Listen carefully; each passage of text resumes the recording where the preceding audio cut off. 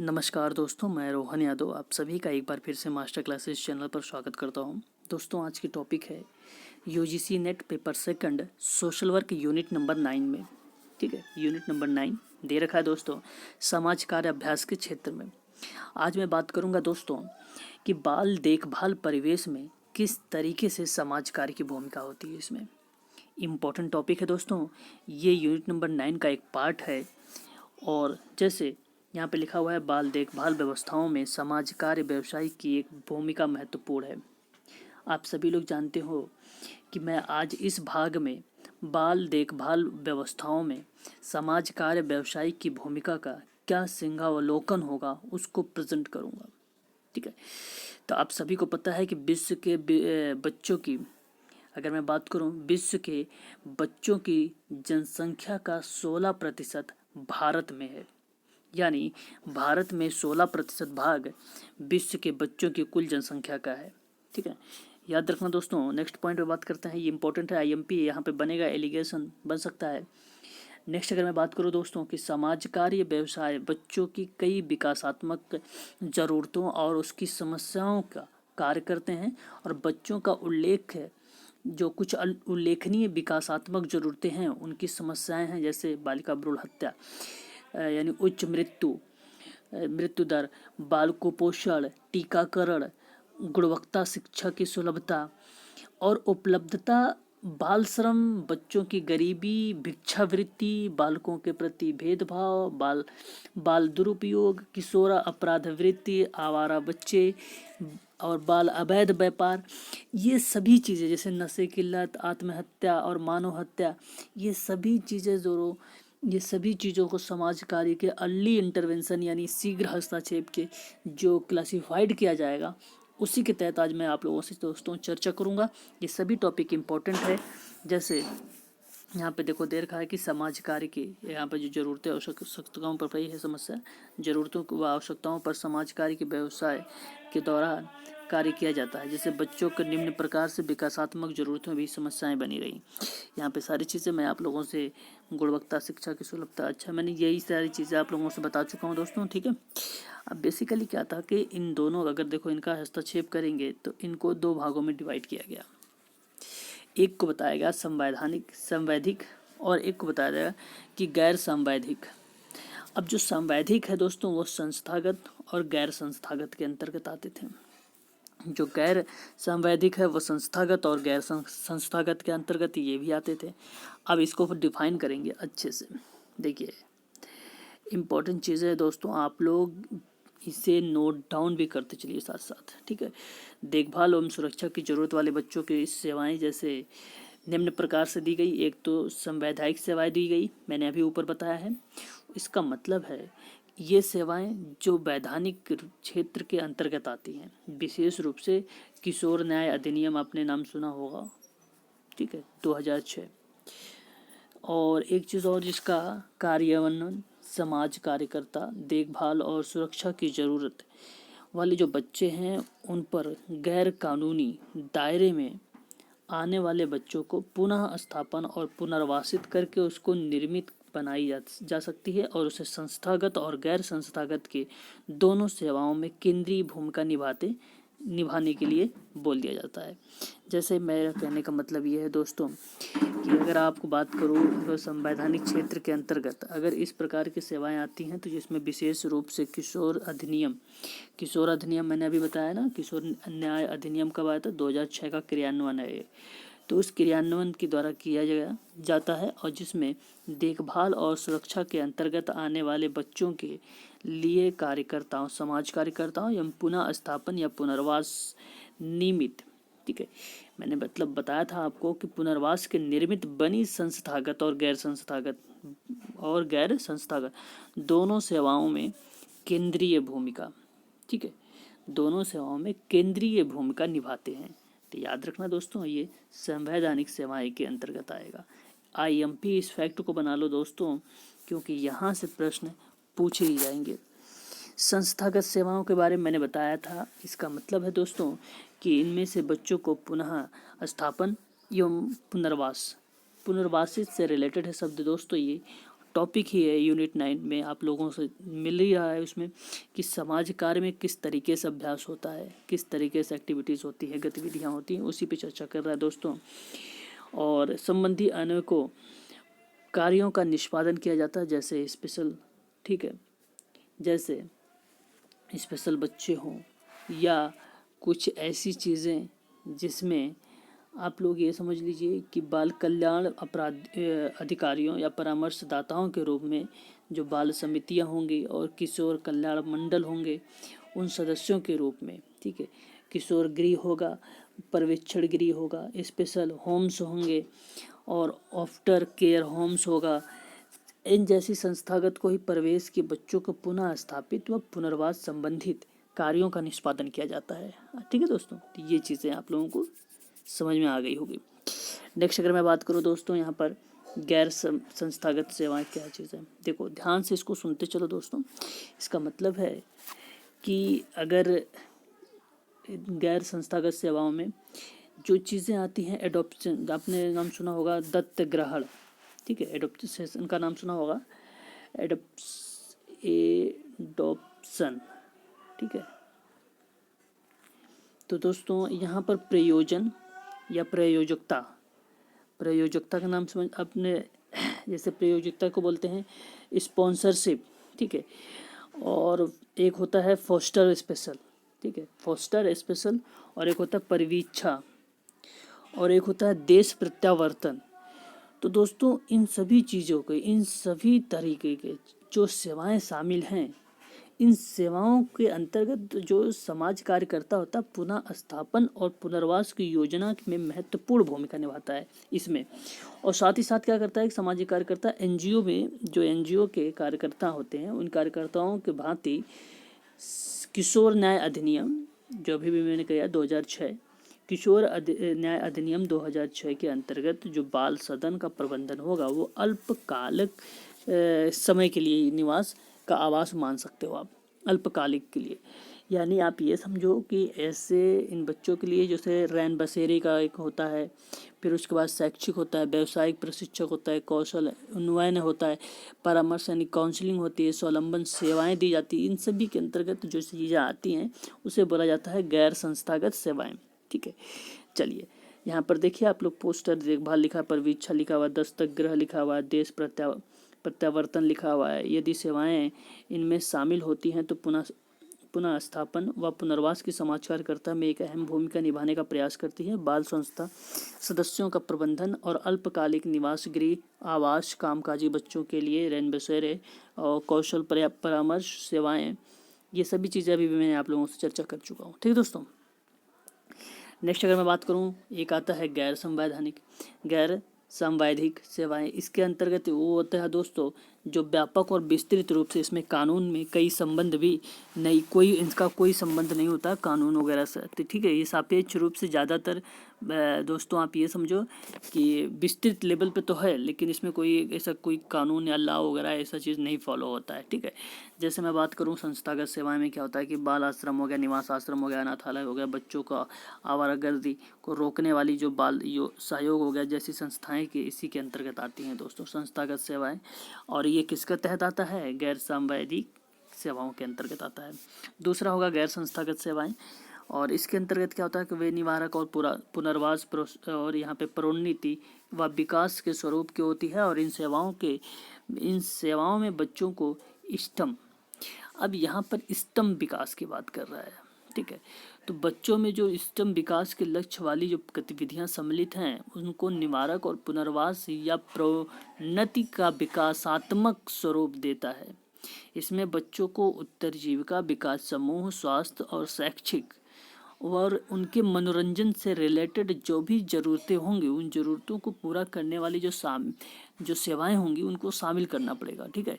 अब समेकित बाल विकास का जो सेवाएं हैं वो बच्चों के लिए सर्वांगीण वृद्धि और विकास के लिए तो कर ही रहा है काम। एशिया में अगर देखा जाए तो बेसिकली क्या हो रहा है, बहुत विस्तृत लेवल पर ये सारी चीज़ें चल रही हैं, है कि नहीं, समेकित बाल विकास के लेकर देखा जाए तो।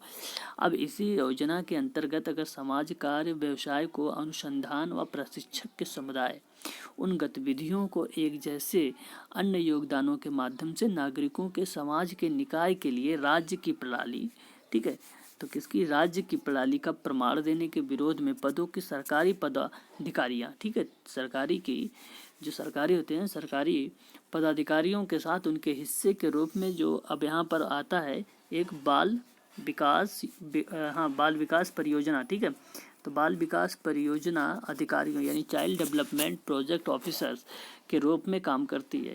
तो ये चीज़ें यहाँ पर दोस्तों की जा रही है, ठीक है, ओवरऑल गैर संस्था इंगित में, ठीक है।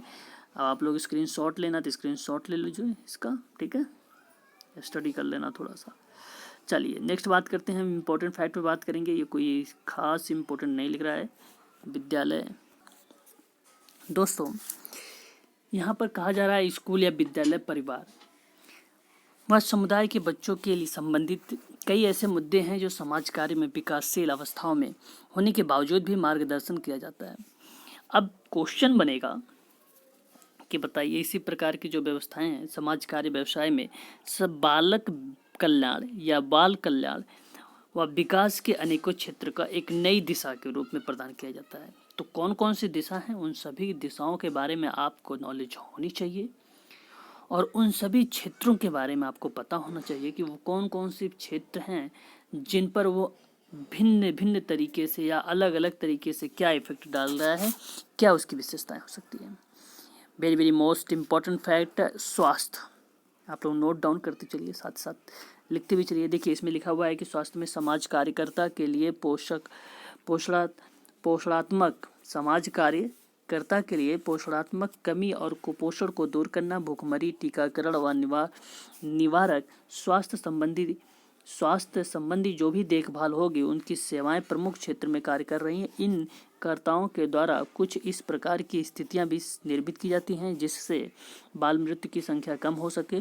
कुछ और भी विशेष प्रकार की क्षेत्र कार्यकर्ता के द्वारा संपन्न होते हैं, जैसे बालवाड़ी, पल्स पोलियो कार्यक्रम और व्यापक टीका कार्यक्रम, राष्ट्रीय ग्रामीण स्वास्थ्य मिशन और RCH और प्राथमिक, द्वितीय और तृतीयक स्वास्थ्य देखभाल प्रणाली। अनेक प्रकार के कार्यक्रमों की योजना बनाकर उसका क्रियान्वयन कराया जाता है स्वास्थ्य के अंतर्गत। यहाँ कहने का मतलब है दोस्तों, ऐसी कंडीशन निर्मित करना है जिसमें बाल मृत्यु की संख्या जो है कम होगी और भूखमरी, पोषणात्मक जो कमी होगी या कुपोषण को दूर होगा, टीकाकरण व निवारक स्वास्थ्य की देखभाल होगी, सेवाएं क्या होगी, समाज कार्यकर्ता के लिए एक प्रमुख कार्य का क्षेत्र बनेगी, सेवा वितरण की जो प्रणाली होगी उसी के अंतर्गत अगर देखा जाए NGO के द्वारा और सरकार के द्वारा जो समाज कार्यकर्ता समेकित बाल विकास सेवाएं, अब समेकित बाल विकास सेवाएं हैं तो दोस्तों ICDS इसका फुल फॉर्म आप लोग देख लीजिए, बना लीजिए कि समेकित बाल विकास सेवाएं, ठीक है, इंटीग्रेशन चाइल्ड डेवलपमेंट सर्विस सेवाएं, ठीक है दोस्तों। अब नेक्स्ट बात करें जिससे उसमें बालवाड़ी लिखा हुआ था, मध्याह्न एक भोजन होता है, मिड डे मील, और पल्स पोलियो उन्मूलन फिर कार्यक्रम होता है, व्यापक विश्वव्यापी यानी व्यापक का मतलब विश्वव्यापी टीकाकरण कार्यक्रम होता है, राष्ट्रीय ग्रामीण स्वास्थ्य मिशन था, RCH का यानी प्राथमिक, द्वितीयक, तृतीयक स्वास्थ्य की जो देखभाल प्रणाली थी, उन सभी चीज़ों पर दोस्तों यहाँ पर बात की गई थी।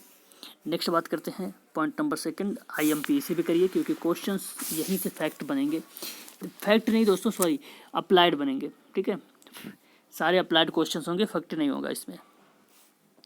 शिक्षा की बात करते हैं, शिक्षा के बारे में ये जान लीजिए दोस्तों कि शिक्षा के क्षेत्र में अगर हम बात करें कि कुछ सालों में से नामांकन में तीव्र वृद्धि हुई है, लेकिन अभी भी वह स्थिति है कि 45% लड़के 50% लड़कियां प्राथमिक अवस्था में नामांकित नहीं किए होते हैं। विभिन्न सार्वजनिक स्थलों पर भी शिक्षा प्रणाली की एक पहुंच उपयुक्तता के व पूर्ण रूप से अभिवृद्धि करने के लिए समाज कार्यकर्ताओं के द्वारा सुचारू रूप से कार्य किया जाता है। कुछ इस प्रकार के हस्तक्षेप भी होते हैं जिसमें समाज कार्यकर्ता पूरी तरह से जुटे हुए दिखाई देते हैं, जैसे सर्व शिक्षा अभियान, औपचारिक शिक्षा तथा जिला प्राथमिक शिक्षा कार्यक्रम बाल शिक्षा दायित्व को बांटने का के लिए जो समुदाय होता है उसको पूरी तरह से शामिल करना, और स्कूल समाज कार्य के माध्यम से औपचारिक शिक्षा की समस्याओं का सामना करने के वाले के लिए परामर्श और केस कार्य सेवाएं यानी केस वर्क, जरूरतमंद छात्र छात्राओं व छात्रवृत्तियों आदि 14 वर्ष तक के आयु के बच्चों के लिए 93 संविधान संशोधन निःशुल्क शिक्षा प्रदान करने की घोषणा की गई है यानी कर दी गई है। और इस प्रकार से समाज कार्य हस्तक्षेप का जो कार्य क्षेत्र है दोस्तों वह भी एक व्यापक लेवल पर है। यानी आपको समझना ये है कि कुछ वर्षों में जो भी बात हुई है शिक्षा के लेवल पे जो तीव्र गति से वृद्धि हुई है, पहले क्या था दोस्तों 40% लड़के 50% लड़कियां को अभी भी प्राथमिक अवस्था में नामांकित नहीं होते हैं, जबकि दोस्तों क्या था इसमें कि समाज कार्य को व्यावसायिक विभिन्न सार्वजनिक स्थलों पर शिक्षा प्रणाली को दिया गया। यहाँ एजुकेटेड से बात हो रही है। गाँवों में क्या हो रहा है कि आजकल लड़कियाँ 50% जो है स्कूल जा रही है, 50% लिखा हुआ ना, 50% नामांकित अवस्था नहीं थी, ऐसे ही कुछ लिखा था। 1 मिनट दोस्तों, हाँ 50% लड़कियां जो थी प्राथमिक अवस्था में नामांकित नहीं होती हैं और 45% लड़के। तो ये चीज़ें याद रखना। ये जैसे सर्व शिक्षा अभियान का हो गया, औपचारिक शिक्षाएं हैं, ये सारी चीज़ें, तो बच्चे क्या हैं उससे निलंबित हैं अभी, है ना। और नेक्स्ट अगर मैं बात करूँ दोस्तों विकलांग बच्चों पर, तो विकलांग बच्चे क्या हैं, देखिए इंपॉर्टेंट चीज़ें हैं। और यहाँ पे कहा गया है कि दिव्यांग बच्चे या विकलांग बच्चे, तो दोस्तों समाज कार्य व्यवसाय का एक ठोस कार्य क्षेत्र वह होता है जहाँ पर सामान्य और विकलांग दोनों प्रकार के ही बच्चों एक साथ बिठाकर शिक्षा प्रदान किया जाता है। उससे क्या बोला जाता है, उससे बोला जाता है समेकित विद्यालय। उसे बोला जाता है समेकित विद्यालय, जहाँ सामान्य बच्चे और विकलांग बच्चे दोनों एक साथ एजुकेशन लें। इंटीग्रेटेड एजुकेशन बोला जाता है। जैसे इसके अलावा जो समाविष्ट एजुकेशन होता है यानी इंटीग्रेटेड या इंक्लूसिव एजुकेशन होता है, उसका लक्ष्य ही होता है नॉर्मल और डिफरेंट एबल दोनों तरह के बच्चों को एक ही कक्षा में बैठा दिया जाता है। और समाज कार्य जो होता है व्यवसाय का एक ठोस प्रस्ताव तो क्षेत्र है ये, और वे अन्य विषयों के व्यावसायिक व दलों के साथ जो काम करते हैं वो वह विशेष विद्यालय हो, समुदाय हो, या पुनः स्थापना हो, या जिला पुनः स्थापन हो। इन परियोजनाओं में जो भी स्कीम्स आते हैं वो उन क्रियान्वयन को रोजगार मूलक प्रशिक्षण कार्यक्रम विकलांग व्यक्तियों के पुनर्वास के लिए, आप समझ सकते हो कि राष्ट्रीय कार्यक्रम जो विकलांग बच्चों के लिए बनाया जाता है, उन्हें शिक्षा की मुख्य धारा में लाना, उनके शिक्षा की मुख्य धारा से लाना और समाज की मुख्य धारा से उन्हें जोड़ना, ताकि इस माध्यम से सामाजिक कार्यकर्ता विकलांग बच्चों को संवेदनशील स्थितियों में मदद करने का प्रयास कर सके। तो ये चीज़ें आपको समझना दोस्तों, ठीक है। बहुत इजी टॉपिक है और बहुत इजी पॉइंट है ये, ठीक है। आप लोग इसको स्क्रीनशॉट ले लो, पढ़ लेना, मैं बाकी समझा ही चुका हूँ आप लोगों को, ठीक है ना, ईजी है ये।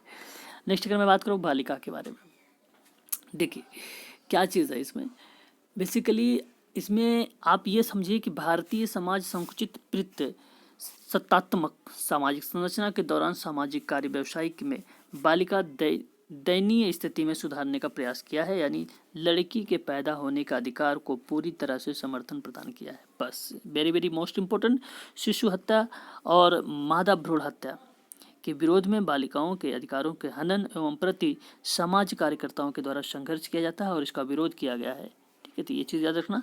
बाल श्रम इम्पोर्टेंट है। काम करने वाले बच्चों की संख्या भारत में सबसे ज़्यादा दिखाई देती है, इसलिए बचाव करने के लिए समाज कार्यकर्ता के द्वारा एक अहम भूमिका निभाने का कार्य किया जाता है, जिसके अंतर्गत बाल श्रम और अधिनियम को लागू करने का प्रयास किया जा रहा है, ठीक है। नेक्स्ट पॉइंट है दोस्तों बाल अवैध व्यापार या बाल वेश्यावृत्ति। देखिए दोस्तों, निसंदेश बच्चों का अवैध व्यापार और यौन व्यापार के लिए जो विवश करना यानी धकेलना समाज कार्यकर्ता के लिए चिंता का कारण है, रहा है, चिंता का विषय है भी ये। दोस्तों अगर मैं बात करूँ एनजीओ को जो कार्यकर्ता हैं उनको राजतंत्र के रूप में ही समाज कार्यकर्ता के रोकथाम व पुनर्वास आदि पहलुओं पर अत्यधिक प्रयास करता है। तो ये चीज़ें आपको समझना है यहाँ पर कि समाज कार्यकर्ता के लिए यह एक चिंता का विषय बना हुआ है, जिसमें बच्चों को अवैध व्यापार होने के साथ साथ दोस्तों उसका यौन शोषण और व्यापार भी किया जाता है, और इस पर रोकने के लिए पुनर्वास जैसे सभी प्रकार के पहलुओं को सामाजिक कार्यकर्ता के द्वारा कार्य किया जाता है। ठीक है, तो ये चीज़ आपको समझते चलना है थोड़ा थोड़ा। ठीक है, नेक्स्ट अगर मैं बात करूँ बाल दुरुपयोग। अब बाल दुरुपयोग में इसमें दोस्तों क्या है, आप इतना समझो कि बाल दुरुपयोग का तात्पर्य होता है कि उसके समस्त प्रकार के अधिकारों और शोषण करके उसके साथ अत्याचार करना, कार्यकर्ताओं के द्वारा पारिवारिक स्तर, सामुदायिक स्तर, विद्यालय स्तर व कल्याण अधिकारियों के रूप में उसे विशेष प्रकार का मार्गदर्शन दिया जाता है दोस्तों, ताकि उसे समाज की मुख्य धारा से जोड़ा जा सके बाल दुरुपयोग बच्चों को। ठीक है, यहाँ कहा जा रहा है कि बच्चों में जो भी किए जाने वाले जो विभिन्न अत्याचार हैं, उन शोषणों को, ठीक है, उन अनेक जो भी अत्याचार शोषण किए जा रहे हैं उनकी भी प्राप्तियों में जो वंचित रह गया है उनके अधिकारों का उल्लंघन करना शामिल है, और पारिवारिक स्तर हो या सामुदायिक स्तर हो या विद्यालय का स्तर हो या विद्यालय में जो भी परिवार कल्याण अधिकारी हैं उनके रूप में कार्यरत समाज कार्यकर्ता, व्यावसायिक परामर्शदाता और एनजीओ कार्यकर्ता जो यानी गैर सरकारी कार्यकर्ताओं के द्वारा ही जो ऐसी व्यवस्थाएं और कार्यकर्ताओं का जो बाल दुरुपयोग पर, ठीक है, मार्गदर्शन करे। यानी कुछ ऐसे हैं क्षेत्र जैसे समाज कार्य, व्यावसायिक बच्चों की अगर देखभाल और उसके विकास के लिए जो कार्य कर रहे हो आप, चाहे आप या भी जान सकते हो कि परिवार कल्याण और विकास के क्षेत्र में जो भी कार्यरत समाज कार्यकर्ता ने बच्चे से संबंधित मुद्दों को जो विचार लाया है, इसी तरह से दोस्तों समुदाय विकास, शहरी ग्रामीण विकास के अंतर्गत भी अप्रत्यक्ष यानी इनडायरेक्ट रूप से आप उसका क्या कर सकते हो, बाल देखभाल मुद्दों का उल्लेख कर सकते हो। यानी उसके बारे में आप लोग उसकी पूरी डिटेल इन्फॉर्मेशन रख सकते हो और उसे एक मतलब आप अपने अंडर में रख सकते हो, आप ये समझ लो एक प्रकार से। यानी जैसे सामाजिक सुरक्षा हो गया, सामाजिक कार्य अभ्यास हो गया, इसका उल्लेखनीय क्षेत्र है जैसे बाल अपराध, भिक्षावृत्ति, नशीली पदार्थों एवं व्यसन यानी ड्रग्स एडिक्शन, और फिर उसके बाद आत्महत्या, ऐसे कई अन्य मुद्दे हैं जो उनसे निपटा जा सकता है आसानी से। ठीक है दोस्तों, बाल दुरुपयोग में आई होप दोस्तों कि आप लोगों को ये वीडियो पसंद आई होगी। अगर पसंद आई है दोस्तों तो लाइक ज़रूर करेंगे, अपने दोस्तों में से भी शेयर भी करेंगे। अगर आप मेरे चैनल पर नए हो तो दोस्तों सब्सक्राइब जरूर कर लेना। मिलता हूँ नेक्स्ट वीडियो में, तब तक के लिए जय हिंद, जय भारत।